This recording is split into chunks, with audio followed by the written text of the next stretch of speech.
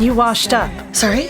Welcome to the island of discarded women, my friend. I used to be somebody. Are you that woman on the radio? Your island job is peladora de papas. Sorry, what? Potato peeler, 87% match for your skills. Okay, that's not... Anyway, what is the second best match then? Host of the Island Podcast. Are you kidding me? No, see, that's me. That's perfect for me.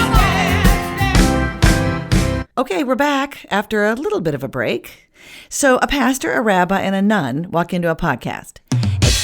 Right. Okay, so I invited 3 women of faith to be my guests for this episode because I'm feeling very unsettled, and I know I'm not the only one.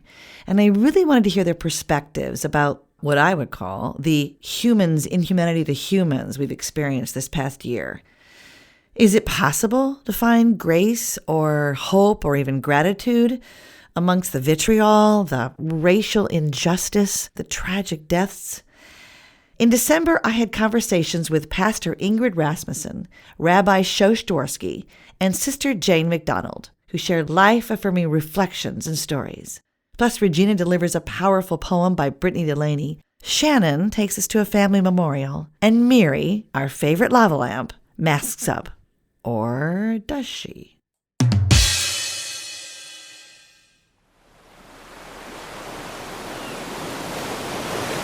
Miri, hello, are you there? I'm calling you from my bungalow, Miri. Wake up, please. Hello. Hello, my name is Miri. For English, yes, Miri, hi. One. It's me. Oh, so great to hear your voice. I got a good Wi-Fi signal, so I thought, gosh, I got to try to reach you.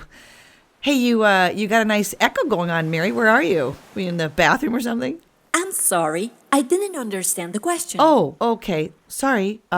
Anyway, I'm putting together an order for the drone drop. So does the intake hut need more PPE? I found PP Longstocking. No, Miri, not PP Longstocking. We've been through this before. Come on, it's PPE. I found PP, an edible bivalve of Eastern Australia. Really? Called PP? I found PP, a word used for penis when you don't want to say penis. Wow, Miri, you're working blue now? I'm sorry, I didn't understand the question. That's all right. Let's just call it masks and hand sanitizer, okay? So does the intake hut need more masks or hand sanitizer? Because, we still got to be careful, until the vaccine gets here. I mean, you're masking up, right, Miri? Wait, do you breathe, Miri? No, it's more like your lava belches. Wow. Miri, do you take breaths? Did you mean breasts? No, Miri, that's not Recalculating. Yeah, that's probably a good idea, because I think a certain lava lamp has been away from people a little too long. People who need people are the luckiest people in the world. Yep, that's right. You are so right. Oh, I'm craving people right now. Lots and lots of lovely, complicated people standing right next to me. Their arms wide open and ready for big, sloppy bear hugs. If hugs were snowflakes, I would send you a blizzard. Oh, that's sweet, Miri. Thank you. I would love that. But we need to eradicate this virus first. And we could have done that a very long time ago if we simply cared about each other. But we don't. We don't. At least not enough of us, right? I'm sorry. I didn't understand the question. Yeah, I know. Listen, I'm going to order more masks and stuff, okay? And I'll drop them off when they get here. Okay. Well, it's really good talking to you, Miri. Please take care, okay? Love you. Okay. I love you. Wow, Miri, that sounded almost human. Goodbye. Right. Goodbye. Right. Enough of that. So let's just go now. Okay.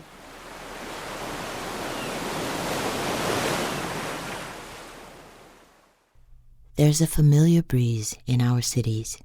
If you're quiet enough, you can hear the racing heartbeats pounding against chest, see the broken spirits pounding against skin. If you are quiet enough, you can hear God speaking. This is a black lullaby, where the streets hum and the people shake, a familiar time, a familiar ache, a story as old as tears. This soil we stand on is tired. There is blood in the water, and those planted aren't living much past their entrance, blooming less these days. We used to see roses growing from the concrete. Now they are lying on it, Now they are lying flush with it. Now they are lying beneath it. Our spirits are fed up with this war. They keep telling our skin this. They keep leaving our bodies for not being kind places to live. They know they are eternal, but they are tired of being sick. They wonder how we can be so close to God and still not know who God is. We don't listen to the rain anymore. We don't lie by still waters. We can't cleanse the sins of man in this lake. This is not the psalm we had in mind. These segregated limbs, these devastating hymns, how will we get on one accord when so many are tone deaf within? We don't listen to the storm anymore. We can't hear the thunder yelling through the sky. We don't see the light in the strike. We no longer look high. This is the revelation they planned for, the endings sweeping through beginnings, stealing our children in the night, burying our children in the day, a routine as old as the sirens that took them away. In this moment, we are like moments before, and history is screaming at us. It is telling us to take a different road. This one will only end as it always has. This one will only break those who are already in cast. We are not made of stone. These temporary shells are made to break, but break on their own. We are losing the battle on our feet because we aren't seeing the one waging war beyond our bones. We know this like we know our own blood, internalized its views of things until it programmed everything we do, controlled when we move, when we fight, how we think. It taught us to keep moving, but didn't tell us where to go. So we march, we fight, and we do this in a circle. There is a story in the dirt, yes, we need to remember this pain, but nothing is more blinding than hurt.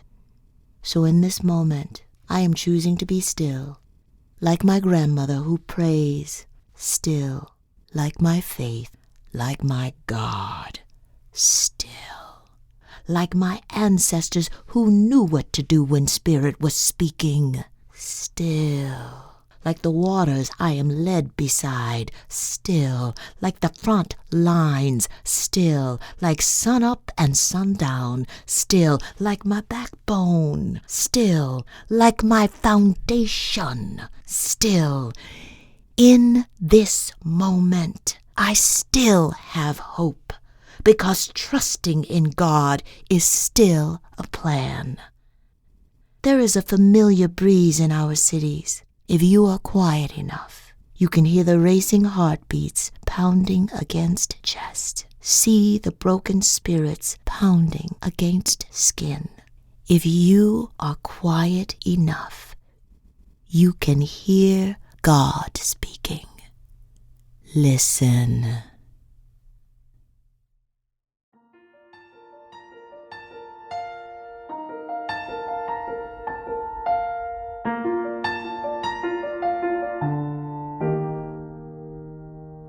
Ingrid Rasmussen is the lead pastor with Holy Trinity Lutheran in Minneapolis. It's an ELCA church. The ELCA has been ordaining women since 1970, so 2020 marked the 50th anniversary of this milestone. They began ordaining women of color 10 years later, and LGBTQIA+ in committed relationships 10 years after that. So what motivated Ingrid to become a Lutheran pastor? Yeah, that's a good question. So my mom is a church organist. Okay. And so I grew up under the organ pipes in the congregation. We would climb the back staircase on Saturday night at the church, and I would lay under the pipes in the back pew and listen to her practice for Sunday morning. So I say that like the church was sort of baked into me at an early age. But the idea of serving up front as a leader was a whole different concept for me. So after college, I was serving in a free healthcare clinic in South Dakota that served a disproportionately high number of Native Americans. And during that experience, I thought, oh, I want to go into law. I want to work in the realm of equity, but in the legal field. Then a friend of mine said, well, you kind of like the study of theology and the practice of theology too. So maybe you should do a joint degree, law and religion. And then that morphed into just studying theology. And rather than studying theology to be an academic, that morphed into being a parish pastor. So I could not have imagined that I would be here at this point in time. But I'm very grateful for the call that I feel like I'm occupying right now, because it's meaningful work and it's meaningful engagement with people. I want to go to George Floyd's murder and the boiling over that happened right in your neighborhood, and you opening your doors as a first aid station. Tell me about that decision. Yeah. So the night after George Floyd was murdered, the demonstrations in Minneapolis really were starting to center around the 3rd Precinct police station, which is located just around the corner from Holy Trinity. So just a block and a half, really. And the civil unrest was really intensifying. And I got a call at home late that evening asking if we would consider as a church opening our doors to become the medic station for the neighborhood. I will admit that the phone call, it was a big ask, because our church had been really shut down for 2 months because of COVID. We were really trying to take our part in slowing the spread really seriously. So we had moved worship and all programming online. And so when the call came to consider flinging wide open our doors and welcoming the community in, it was a big ask. So I called a few congregational leaders, other pastors on staff, and other folks who I knew would already be demonstrating in the area. Our congregation is filled with social activists, so I could anticipate who was already there. Yeah, sure. And I called one of our members who I anticipated would be there, and he was. And he, in fact, has a church key, so he was well equipped to open the building. And so church leadership made the decision to open the building. So from the time I got the call to the time that the church doors were propped open with those big wooden blocks was probably about 20 minutes. Seriously? Yeah. That fast? That fast. Wow. That is really impressive. Yeah. That is really impressive. So you throw open your doors and you're a medic station for, tell me about that as far as who you're treating.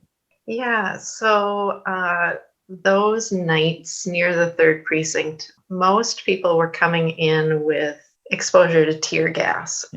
So if you can imagine a church community room that was totally unprepared for an event like this, you would see street medics in that space, volunteers, and then demonstrators, gallons and gallons of milk and bottles of Maalox, not the mint kind. That's the kind you don't want to use. Oh, funny. And volunteers were simply pouring milk over demonstrators who had been affected by tear gas. In some cases, demonstrators needed new clothes, and new clothes appeared out of thin air. I don't know who brought them. Yeah. I know who brought them. Oh, yeah. Just saying, you know what I mean? Or just saying. Anyway, go ahead. I'm sorry. Yeah, the spirit provided. Yeah. Some people were just really rightly upset by the situation that we were experiencing in that corner of town. We were one of the few working bathrooms in the neighborhood, with a lot of the buildings eventually burning. People needed a toilet to keep going and to keep pressuring the city to respond to the demands that had followed the murder of George Floyd. So we became kind of a community center of sorts. And the church smelled like rotten milk for 3 weeks after sure. The event. There's that gorgeous photo, gorgeous meaning just it's so powerful. It's a black and white photo of your doors are wide open. There's a big first aid sign on one of the doors. There's all this bright light coming. It's nighttime. And there's two people pouring milk over somebody's head, basically. And it just says so much. It says so much about your church. It says so much about the situation, the compassion. Yeah. I was 8 months pregnant at the time, and my husband was sitting next to me on the couch, and we turned on the news to see what was unfolding around the church. And he asked, "Do you think that this is a good idea?" For you or Most for the church? likely because of my physical state at the time. Right. And I'm not exactly sure how I responded, but it was something like, "I'm not sure if this is a good idea, but this is like the call that I need to respond to at this point in time, that we need to respond to as a community of faith." The next morning, with thick smoke still hanging over the church, Ingrid captured the aftermath of the unrest with an emotional Facebook Live video. I had gone home to sleep for a few short hours that evening, and then came back pretty early in the morning to just sort of assess what had happened in the neighborhood the night before.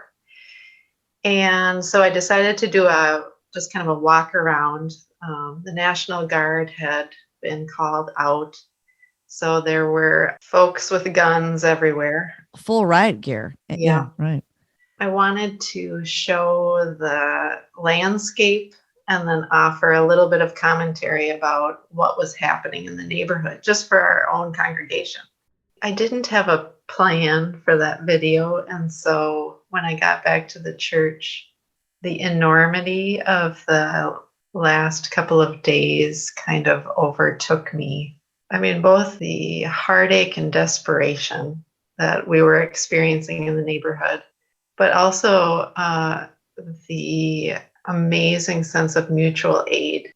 So it was a really powerful moment. It felt kind of vulnerable to me. I realized I didn't have a Kleenex, a tissue when I started to cry, and so had to use my face mask to wipe my nose, as thousands of people watched on. But that's sort of my understanding of like ministry too. And so I posted the Facebook Live video online, and I could see congregants joining me and offering words of encouragement for the church's work and things like that.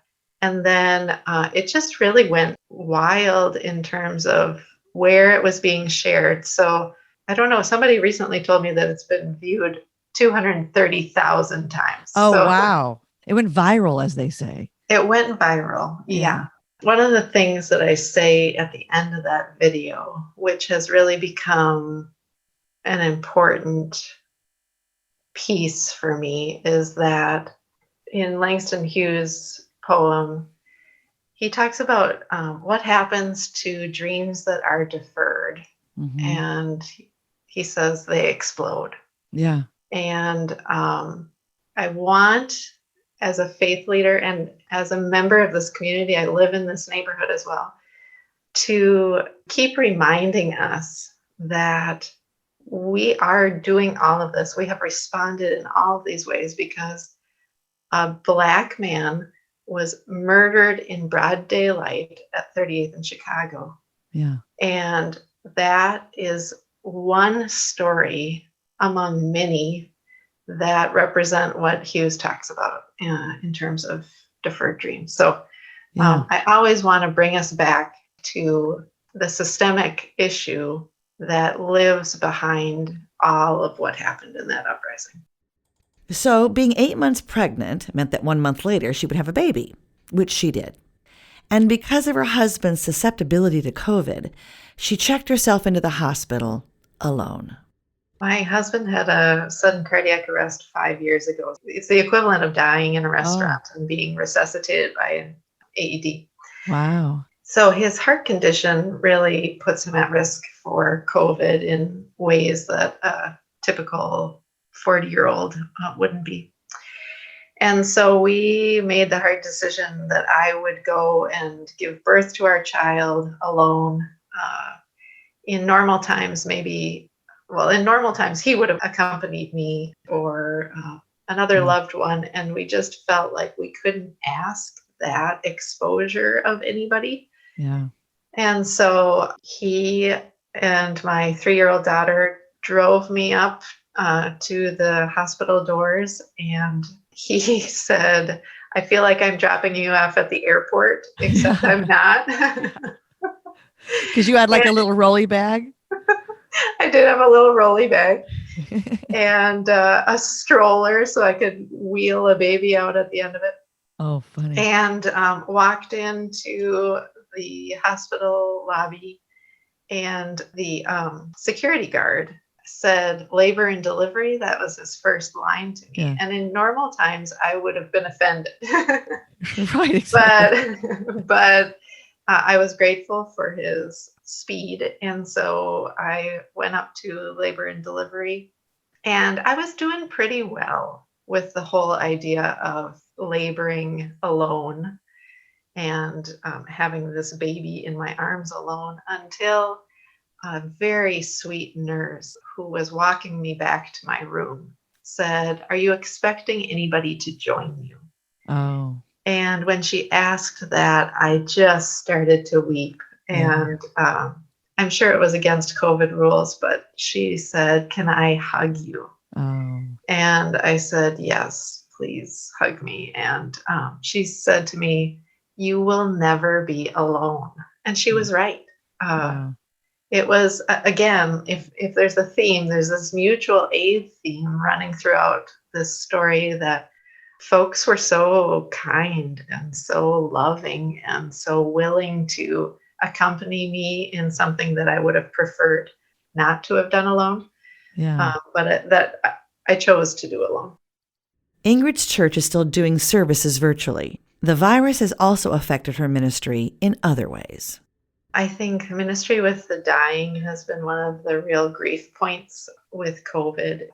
In more quote unquote normal times, I would be at the bedside of people while they're dying, and I would be the one with my prayer book in hand and making the sign of the cross with oil on their forehead and mustering up all the heart space that I can gather to sort of do some of the heavy lifting of the end of life care. But now I'm separated and joining by FaceTime or by Zoom. And in those cases, I really rely on the either very intimate caregivers that are with the people who are dying or medical professionals to serve in the role that I would traditionally serve in. So I did one commendation of the dying where it was just the man who was dying, a beloved congregant, and a nurse. And the nurse was there making the sign of the cross on his forehead. Wow.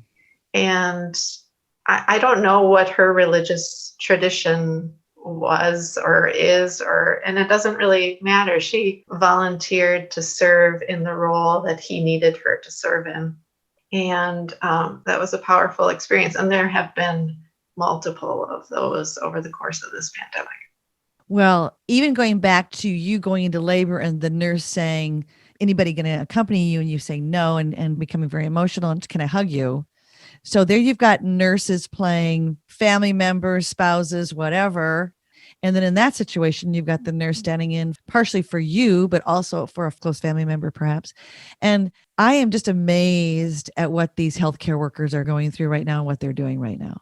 Yeah. And it's unbelievable how they're standing in and the multiple roles that they're playing. It's just, I don't know how we thank them enough.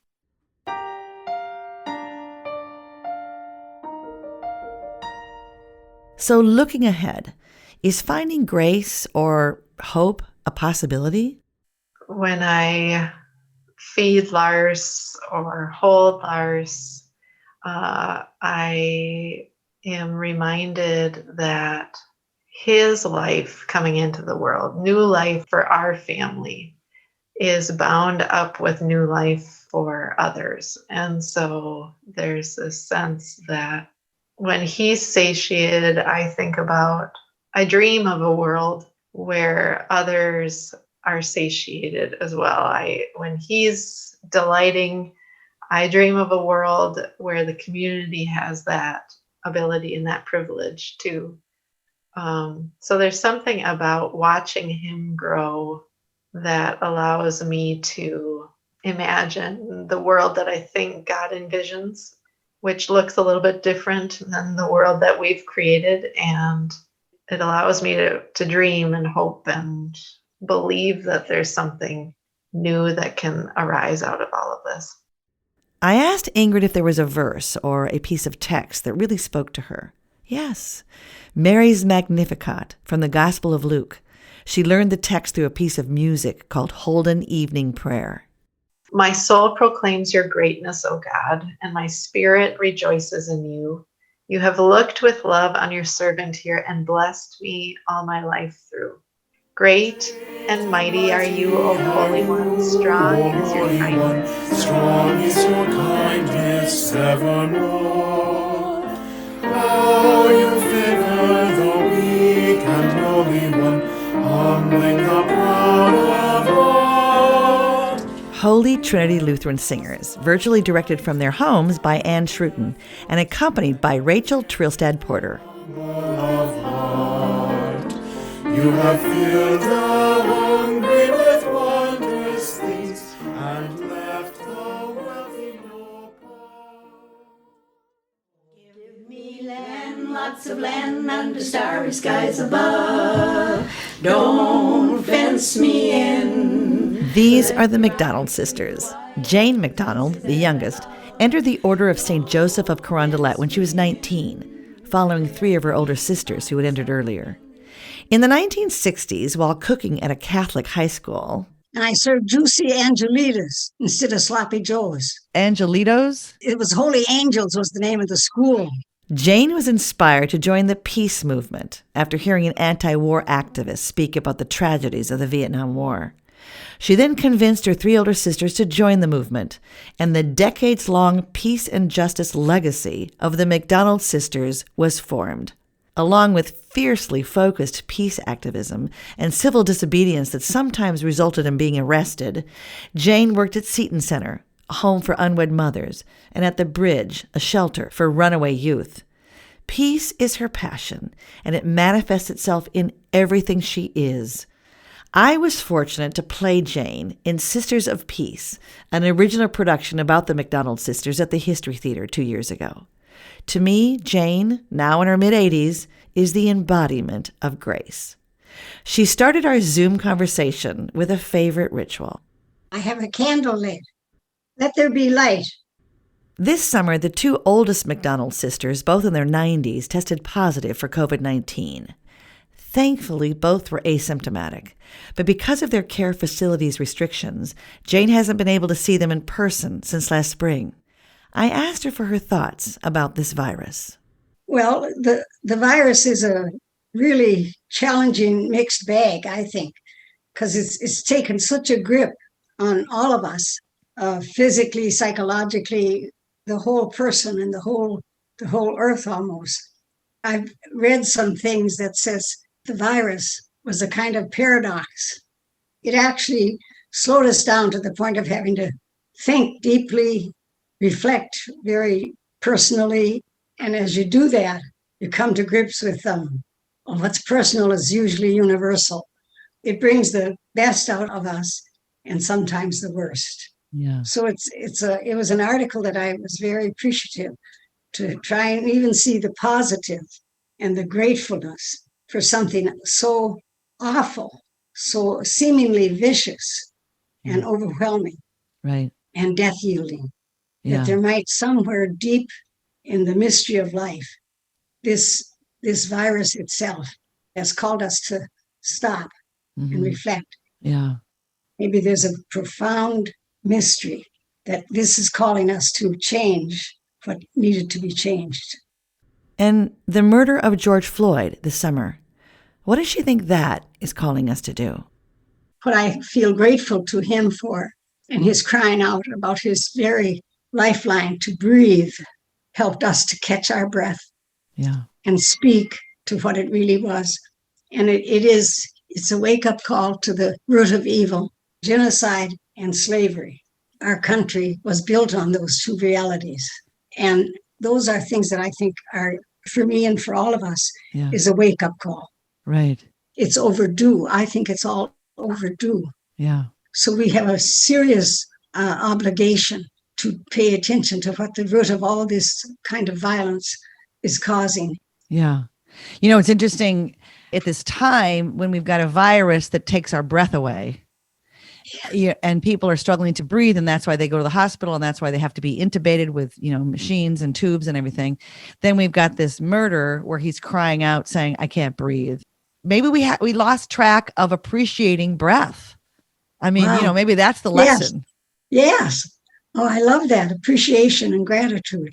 Right. That's full circle, almost a full circle of, if you pay real close attention and you listen carefully, you can arrive at gratitude. So we're catching up. We're catching our breath. Yeah. We're speaking louder and more carefully and wisely.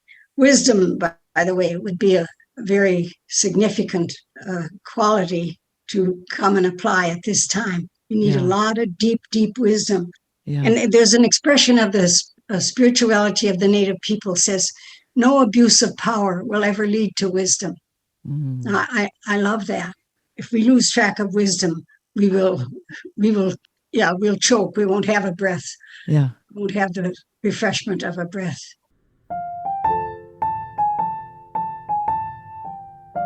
The day after 9/11, in September of 2001, Jane, her sister Bridget, and other activists were engaged in their weekly peace vigil on the Lake Street Bridge. That somber day, they were protesting all forms of violence, whether done to the U.S. or perpetrated by the U.S. towards others. A group of angry young men didn't like that this was happening and were dangerously driving their truck back and forth on the bridge, shouting offensive names and screaming expletives. One of the men got out of the truck and headed right for Jane, demanding that she get off the bridge, and that if she didn't like this country, she should go back to where she came from. Frightened, but steeling herself, Jane looked him in the eye and calmly told him that she was an American, though, as a McDonald, her family was originally from Ireland, and, weren't many of us from other countries initially, including him. And what was his name? He mumbled that his name was Radke. Like our Twins pitcher, Brad Radke? When he quietly admitted that yes, he was related to Brad Radke, she was in. The confrontation quickly turned into a conversation that resulted with an invitation for Jane and Bridget to have lunch with he and his grandmother, which they did a few weeks later.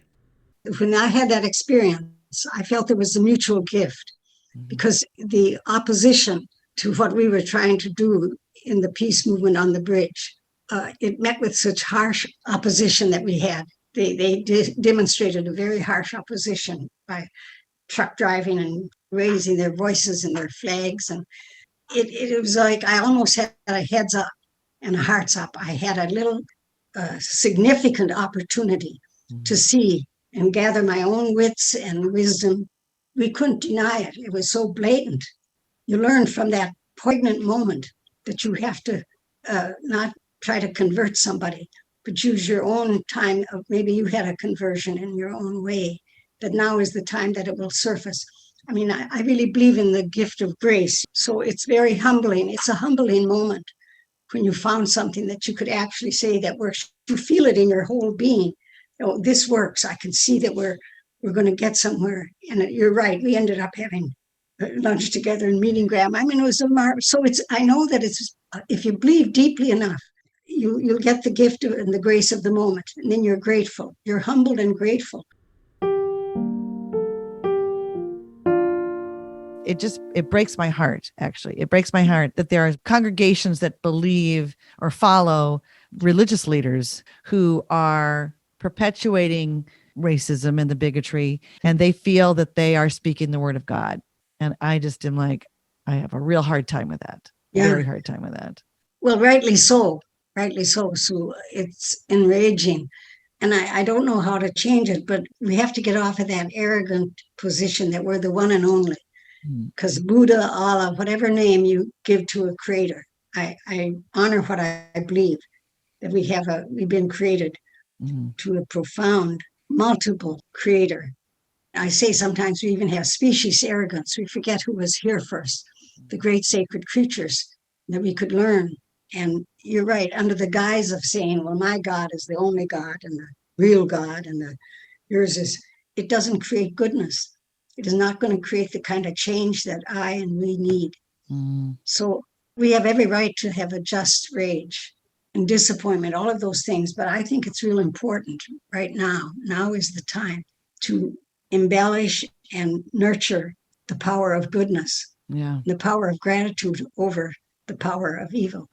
So I'm choosing to really believe that my rage is justified, and I have to discern when is the moment and with whom do I say enough is enough, or stay. And silence doesn't have to always mean consent. It can mean a discernment, and it's really hard. Yeah. I mean, I'm not denying that. I think it's the challenge of our time. Forgiveness. We didn't say a lot about the word forgiveness, but sharing one time with a person in a domestic violence thing, I went to forgiveness, and I was stopped. This holy person stopped and said, that's easy for you to say. I must be rageful first. You have to work through the rage. And I learned a big lesson. I was jumping on the forgiveness wagon and was told, just slow down. I mean, that's how I listened with my heart in that moment. I learned from the person who had the just rage. And I thought, she's right. Yeah. She had to go through these experiences and the situation, and she called it like it was. Right. I'm going to read a little thing that works for me. Okay, great. We all have within us and within one another the power to heal. Yeah. We have the power to heal. And this, as harsh as everything is, we have to tap that ability to become healers. And I like the expression of we're wounded healers. There's no one that's not walking around with some kind of a wound, you know. Yeah. I think that's real critical to just identify that we're wounded healers and then accentuate the healing piece of it. I think that's important. You're not, hopefully not in denial. I mean, we all have our denial. I talk like change is so good and so important, but, you know, when it comes, I have my own resistance. One time I heard in our tradition of the 7 sacraments, well, resistance is an 8th sacrament. It's a sacred sign that you have to know what to resist and what to embody and live through it. And you'll know. I mean, I believe I'm trusting that I will keep believing and knowing that we can get through this virus and this awful evil of racism and inequality. Yeah. I think it's a deliberate choice of the heart and soul. I'm sure I'm not alone. We're in communion with the believing that and enforcing that and not trying to convert everybody but yourself. We have our first female vice president. So if you take that as a harbinger, the things are changing. Would the next step be female priests? Oh, you know, that whole argument. Do you think we'll ever see female priests in any of our lifetimes, Jane? Well, I don't feel the importance of aspiring after the priesthood as we've known it. Yeah. I think everybody has the universal priesthood or priestess, or goddess energy. Yeah. That's a reality for me. Mm-hmm. And we don't want to start getting off kilter and ambitious about a power that would cause more destruction than construction. Yeah. So that's kind of a philosophical way of not wanting to perpetuate Catholicism or hierarchical clergyism as I've experienced it, and not just me, as we've known that in the denomination called Catholic, which should mean universal. We ought to redefine some of these things. So I'm thrilled about the new vice president. She's standing on the shoulders and on the heart and the ability of a whole history of women paid a big price, and I'm thrilled about her presence there now. It's going to make a difference. Yeah. It is already making a difference. We should be just thrilled and excited and enthusiastic about the power of finally lived long enough to see a justice moment. This thought that Jane wants to leave us with is also a McDonald sister mantra. And accentuate the positive, and we will eliminate the negative. Accentuate the positive, eliminate the negative. When you wake up the morning of your aunt's funeral and realize that you're not leaving the house, that you're not going to hug your cousins or help warm up casseroles or hold your mom's hand because she just lost her best friend, that you're not going to drink wine later in an overcrowded family room filled with folding chairs and share stories into the night. You're not going to wash dishes, barefoot by then, in a black dress, and then try to get people to take something home, please. There's just so much. Well, when that happens, you learn a new way to grieve. I was sent a link for my aunt's funeral and I put it on my calendar, but it looked like everything else. A meeting for work, a training webinar. My husband encouraged me to clear my schedule. "You're going to a funeral," he said. "I'm not going anywhere," I snapped back. "You know what I mean," he said. Yeah, I guess I was going to a funeral. I put a dress on, slipped on a pair of slippers, and went downstairs. My commute for the last 9 months. I poured a glass of California White, my aunt's favorite, as an honor.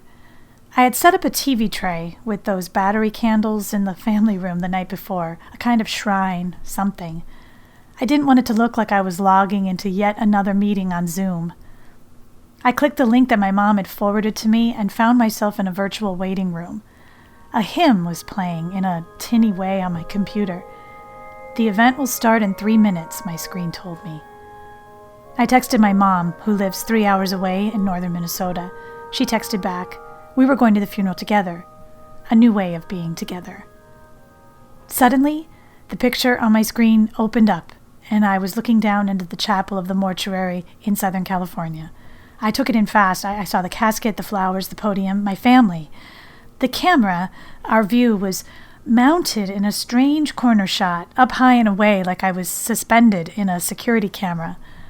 My eyes landed on my cousin Kim, a red dress, a black mask. Seeing her on my screen, the set of her shoulders, gutted me. I felt a kind of panic. There's my cousin Sandy, Mike. Oh my God, maybe this is worse. Maybe I should just log off. I leaned forward, squinting. I wanted to zoom in, reach through the screen. I saw Kim put a hand briefly on her stepdad's shoulder as she passed him, sitting down in her seat that was carefully spaced from the others. I noticed that everyone was wearing red, my aunt's favorite color. Red dresses, vests, ties. I noticed how the women, too, they wore sandals. No one had a coat. There was snow outside my window. I felt even farther away. I tried not to think about how my cousins had to decide which family members could mourn in person and which ones would have to click on the same link I had just clicked on. Only 35 made the cut. We were grateful for that number. We were lucky. God, the music. I would have preferred just looking down from my corner and just hearing silence and occasional movement. My cousin Mike walked up to the podium and, oh my God, the music was still playing. We couldn't hear the eulogy. Mom and I texted frantically back and forth, crying out to each other, angry, stressed. I think my mom even made a joke in there somewhere, and then the music cut abruptly. I envisioned someone hitting a spacebar in a panic. And then I heard my cousin's voice. He welcomed those of us tuning in online, and in that flash of a moment, I didn't feel so far away. His voice was clear. He could have been in the room with me. When it was done, I looked around our family room. I had now just said goodbye to my aunt in that space, and it felt different somehow. The camera remained on well after the service. Maybe on purpose, maybe someone had just forgotten to turn it off. I sipped my wine and watched the most normal, comforting part of this whole thing, watching my family come in and out of frame, deciding who was taking which flowers. They had masks on, and I couldn't hear them anyway, but I knew what they were saying. "Can you fit these in your car? You just bring them to Mom's, we'll figure it out." I could have watched this all day. I didn't actually leave the page link the rest of the afternoon. Eventually, the stream ended and there was a little message on my screen. Thank you for being with us. I guess I had been there. And for that, I was grateful.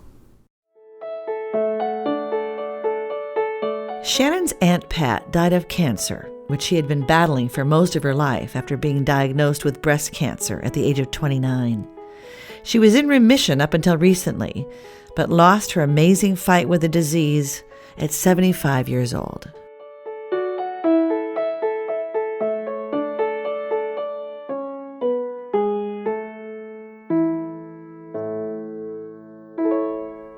Rabbi Shosh Dworsky was ordained at the Jewish Theological Seminary in New York City in 1998, making her part of the first generation of women rabbis. In 2005, she became an associate chaplain at Carleton College in Northfield, Minnesota. She's also been the rabbi of Temple Shalom in Eau Claire, Wisconsin for the past 10 years. Then in 2019, Rabbi Shosh joined the campus ministry staff at St. Olaf, a private college also in Northfield, Minnesota, built in 1874 by Norwegian Lutherans. She is the first rabbi in its history to join the staff at St. Olaf. She sent me a video of the first time she spoke at chapel at St. Olaf. So was this the first time that she'd ever spoken in a Christian church? Probably. I have spoken to a lot of church groups, but yeah, I don't think it was actually in church. So that was your first time actually speaking in a church? I think so. That first appearance, the hymn leading off the service was taken from the 23rd Psalm. Yeah, the 23rd Psalm, the Lord is my shepherd, I shall not want. Green pastures, valley of the shadow of death. So, because I know it's part of this Christian world because it's in the, as you call it, the Old Testament. So it's a shared text. And that particular talk that day in chapel it was a stressful time of year. I think it was the end of the term. So people were in finals and going summer plans, next year plans. It's all stressful. And this image of walking through the valley of the shadow of death. This was not, God willing, it was not shadow of death literally for a lot of the listeners, but terror, real terror. This is a very, college kids, I think the statistics show it's a very anxious generation. And so anything calming, anything sort of validating, yes, it's stressful. Right. And you're in good company. But then B, somehow drawing on the image in that same psalm of still waters and green pastures. Yeah. What I loved at the end of that first service was a bunch of kids lined up to talk to you. Yeah. What were they wanting to talk to you about? A variety of things. I mean, some kids are just naturally curious. And maybe I was the first rabbi, maybe I was the first Jew they had ever met. I mean, kids come to St. Olaf from outstate Minnesota where there are no Jews, and they may just going, wow, I got to know about this. Shosh is a rabbi in the conservative movement, which started ordaining women in 1985. Yes, and it is called the conservative movement, but it's if you don't know the different movements in Judaism, you might think, oh, I'm conservative, like as in politics. Conservative socially or fiscally or something. It's not about that. It was a movement that was more conservative than the reformers in the middle of the 19th century. With the Enlightenment and with the opening up of European culture, Jews, where they were given the opportunity, wanted to assimilate, wanted to become more fully part of the societies where they were living in Europe. And actually here we're talking especially about Germany. And that's where the reform movement was born, saying, woohoo, we can be citizens. I think a lot of people don't realize that Jews were denied citizenship in a lot of places for a long time in Europe. Now we can be citizens. We can work in all the trades, which we couldn't before. We can attend German universities, but oh dear, how are we going to do that with our specific observances, like the Sabbath on Saturday or like the dietary laws? And let's get rid of all that. That was, I'm painting this with very, very broad strokes. Sure, of course. Those are the reformers. And the conservative movement came in and said, whoa, wait, we do want to be part of the modern world, But we believe there's a golden mean. There's a way to stay traditional, to hold fast to our traditions and still integrate into the modern world. So you lived in Israel for a few years. Yeah. Were you studying, or was that on your own, or? Yeah, so that was on my own. I had graduated the University of Minnesota with a degree in violin, but I had taken Hebrew as a language. I also knew how to read the Hebrew alphabet from childhood Hebrew school, but I in college I got a firmer base. I graduated with this violin in my hand, and something was telling me, you don't really want to be a violinist. And I said, I want to go to Israel. Mm-hmm. I was intrigued and excited about Israel. This was the late 70s, early 80s. Okay. So I got there, and as far as the language goes, I hit the ground running. So I really became fluent, and that was just a tremendous joy for me. I'm a language person. And, I just have to say, as a Jew, and especially as a Jew in Minnesota, when you get to Israel and you get off the plane and there's signs in Hebrew, it's like, oh, this is a real thing, This isn't just in the classroom, Sure. This isn't just in the synagogue. It's hard to describe how kind of life-altering that is for a lot of people. The violin was out. So what led her to become a rabbi when female rabbis weren't a thing as she was growing up? I grew up in the Reform movement, and I had a wonderful, wonderful youth group experience. It was all mixed ages, mixed gender. We had the senior rabbi at Mount Zion Temple in St. Paul, a very serious intellectual. And I remember Rabbi Schwartz teaching us Job. Oh. He was teaching us about a struggle with understanding suffering.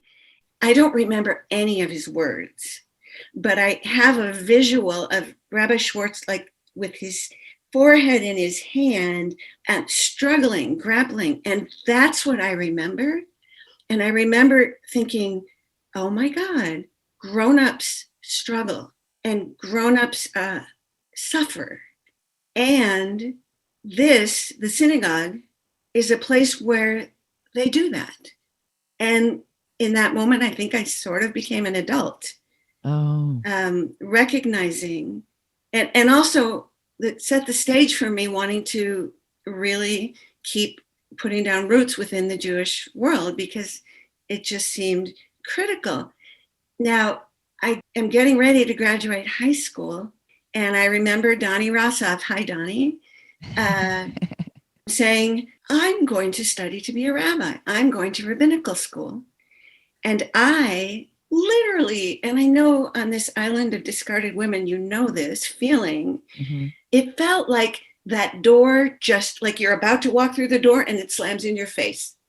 Just as because I realized I'm gonna be, and I didn't have words for this at the time, but that's when I understood, whoa, this religion, this culture treats boys and girls differently. Yeah. And I had no idea what to do about it. And I just majored in violin.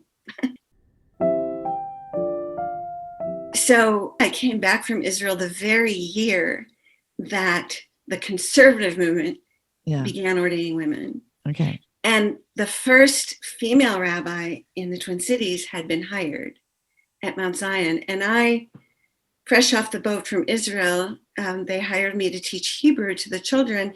And so I got to work under and with a female rabbi for the first time. Yeah.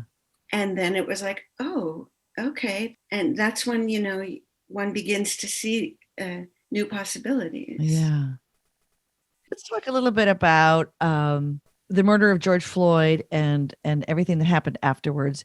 You were telling me earlier about the memorial service for George Floyd that was led by the Reverend Al Sharpton.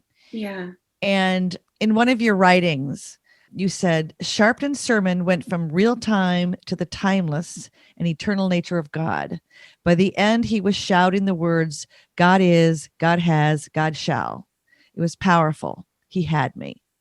Mm-hmm. Then you tell us where that comes from in the Hebrew text. I can tell you where it appears Yes. in a hymn In a hymn. it's a medieval hymn that we sing always, every day, every Sabbath, where that line is exactly in the Hebrew. V'hu haya, v'hu hoveh, v'hu yihya. He was, he is. Sorry, it's very gendered. Hebrew is a gendered language, and so that's a whole nother podcast about how people are struggling with that. Yeah. But God was, God is, God shall be. We sing that. We usually sing it to an upbeat tune because it's at the end of the service. And I think in the 21st century, we have a little bit of trouble talking about the theological, using the language of God and asserting. I don't think we have trouble in asserting the optimism and the timelessness that Sharpton was doing, that there is something above us and constant and solid and good.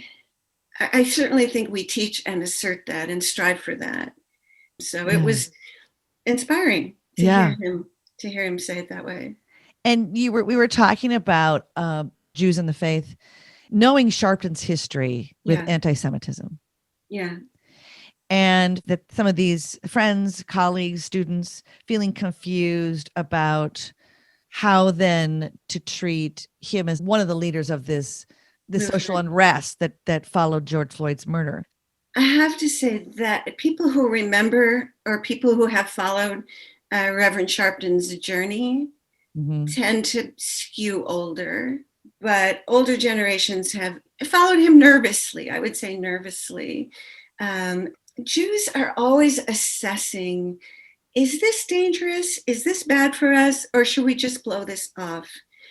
And you know, the first time I saw the young generation, these college students, is when there was the shooting at the Tree of Life Synagogue. Yeah. That was on a Saturday, a Sabbath morning at Carlton that night. We filled up the chapel. Mostly Jewish students came confused because they're thinking, well, is this just one crazy guy? Does this ideology that he espouses is just an anomaly? Should we be nervous? We aren't a generation that grew up feeling nervous about anti-Semitism. America is a wonderful place to be Jewish. We have not seen ourselves as potential victims, certainly not like our parents or grandparents do. And yet here's this shooting that's so horrible, and at a synagogue. They were struggling. Are we white and strong and privileged, and we need to just use our privilege? Or do we also have this other part of who we are, which is a small minority with a history of oppression and violence against us? How do we assess? I had a Carleton student actually come to an event. She came from a coffee shop in Northfield, and she was very shaken. I said, what's going on? She said, I was just sitting in the coffee shop in Northfield, and I heard a conversation next to me that was really anti-Semitic. And it was a sucker punch to her. She had never been in the presence of it. Oh. So it's a combination of this is new to me, and this is horrifying. And then you start asking, is this just anomalous? I just happened to be next to this weird table full of anti-Semitic guys? Or is there something bigger going on? And you don't know. Right. So, and all I could do is, walk with her through that moment because I don't have the answers.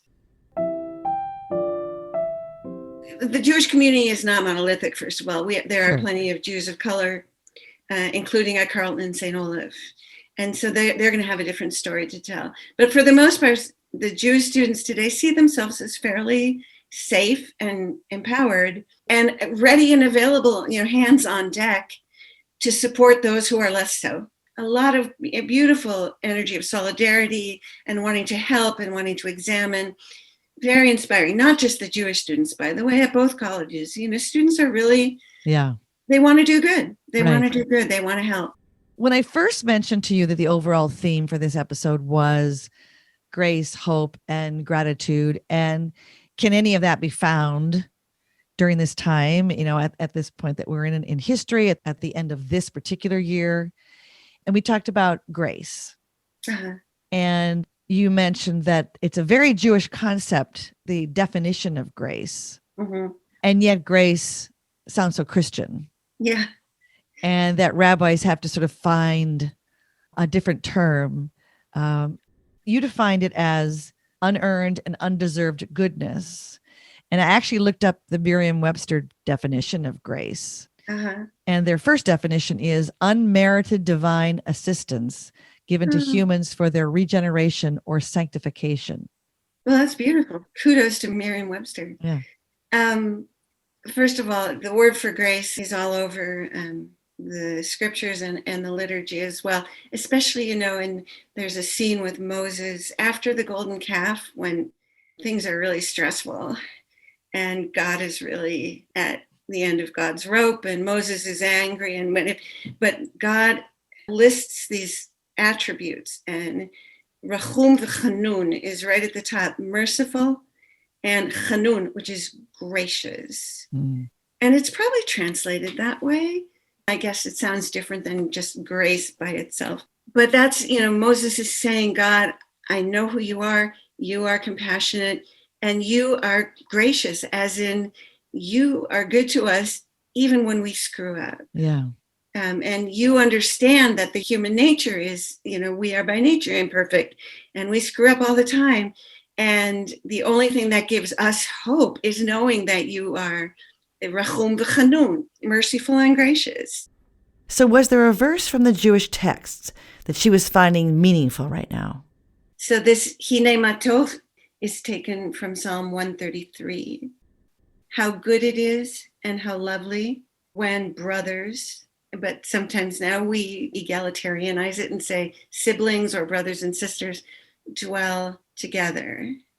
So in the Hebrew, it's Hinei Mah Tov Uma Na'im Shevet Achim Gam Yachad. Hinei Mah Tov Uma Na'im Shevet Achim Gam Yachad. Hinei Mah Tov Uma Na'im Shevet Achim Gam Yachad. Hinei Mah Tov, Hinei Mah Tov. Shosh's brother Rich Dworsky combined two traditional melodies to create this arrangement of Psalm 133. The lead singer is their sister, Sally Dworsky.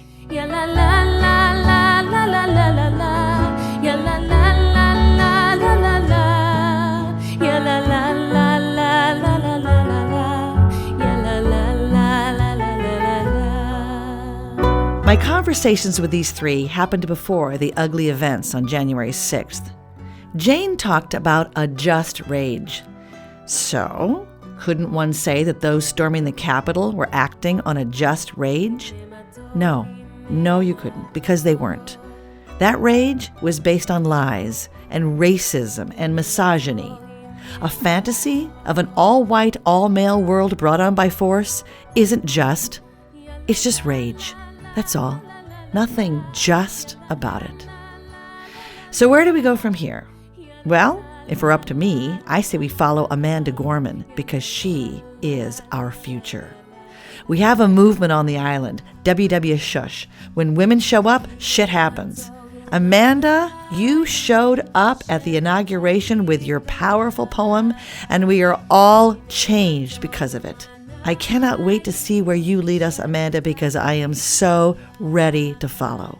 Thank you. Thank you for embodying grace and hope and gratitude. God bless you. Okay, that's our episode. Huge thank you to my guests, Ingrid, Jane, Shosh. Thank you for showing up with grace time after time. And thank you to Regina Marie Williams and Brittany Delaney for that beautiful poem. And thank you Shanan Custer and Silvia Pontaza and Tony Axtell for all you do. Until we can be live again, we've been asking for support to help pay our creative team for these From Home episodes. I am so touched by all of you who have donated since last spring and want to send out a special thank you to our new donors. Ann M., George D. and Bonnie H., Suzanne O., Terry E., Candace B., Carol O. and David L., Annie O., Jean F., Michelle T., Barry M., Sylvia P., and Noel J. If you would like to help, you can donate any amount at our website, islandofdiscardedwomen.com. All donors get a 20% discount from Flip 'em the Bird. When you don't have the words, let your glove say it for you. Shop their fingerless gloves and knit hats at flipemthebird.com. Okay, mask up, everybody. We'll be back soon with another episode of Island of Discarded Women. Thank you. I'm Sue Scott.